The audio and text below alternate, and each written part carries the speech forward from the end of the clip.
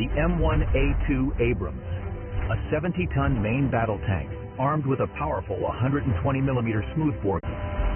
Its 1,500 horsepower gas turbine engine can burn various fuels: jet fuel, diesel, or even...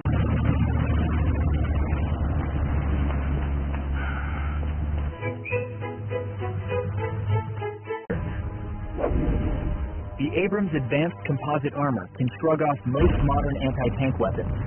It's a 121 century of military advancement. Is it enough to change history? Will it make an impact at all? The Germans have dug in at Cambrai with trenches, bunkers, barbed wire, and artillery. German weaponry includes Mauser rifles, potato masher grenades, 77mm field guns, and howitzers.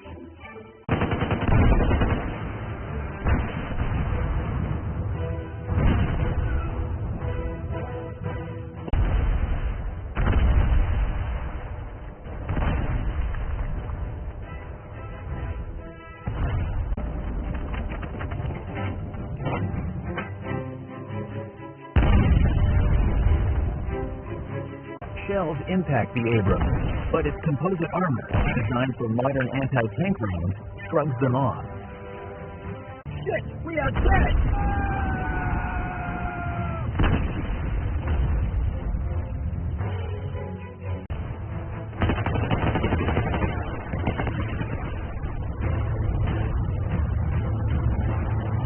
German troops break and scatter in utter panic, unable to comprehend or counter the Abrams' overwhelming power. Soldiers trapped in dugouts find themselves buried alive as the tank passes overhead.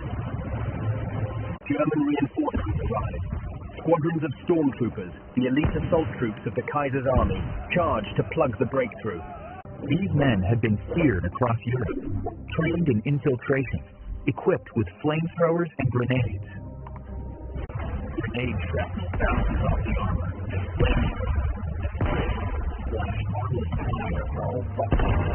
German commanders try their last resort. Artillery. Massive howitzers fire from miles behind the lines. Shells the size of bathtubs arc through the sky and smash into the ground around the Abrams. But the Abrams grinds forward through the smoke. Its advanced suspension absorbs the impact, and its armor holds firm. Where a Mark IV, 9 a.m. The British breakthrough at Cambrai has already surpassed anything achieved historically. Trenches that once collide. But we do have a problem.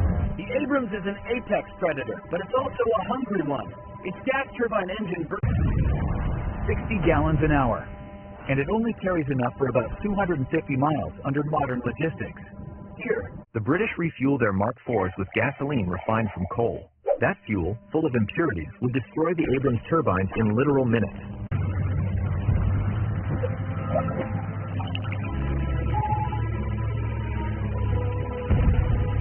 Abrams clears another bunker line, but the end is near. Fuel is almost gone and ammunition is running low.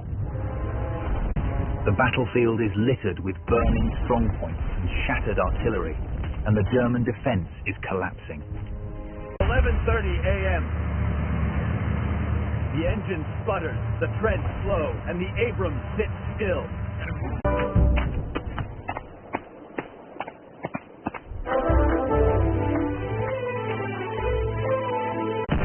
It might run again, but without ammunition, it would be reduced to armored ground transport. For a few hours at Cambrai, the Abrams was unstoppable. It dominated while on the battlefield. It was a success, but it could not last. It won a battle, not a war. And while it tormented the Germans for a morning, World War I was a global conflict, not a localized skirmish. Its continuous grinding nature involved so the what-if question returns. What if raw power is not enough to change history? The true bottleneck was not German resistance.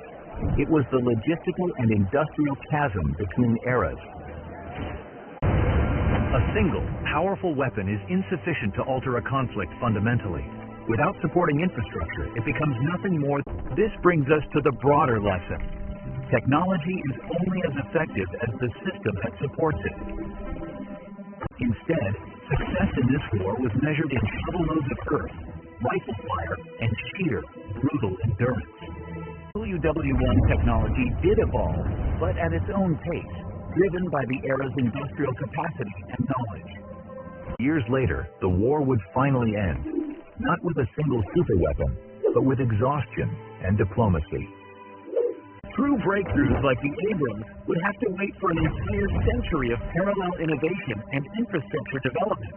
The soldiers of WW1, with their own ingenuity and courage, fought a war vastly different from what we know today. The Abrams at Cambrai was a brief, impossible dream, a what-if that reminds us of history's complexities. It's not just about the machine, but the entire ecosystem it relies upon for its very existence.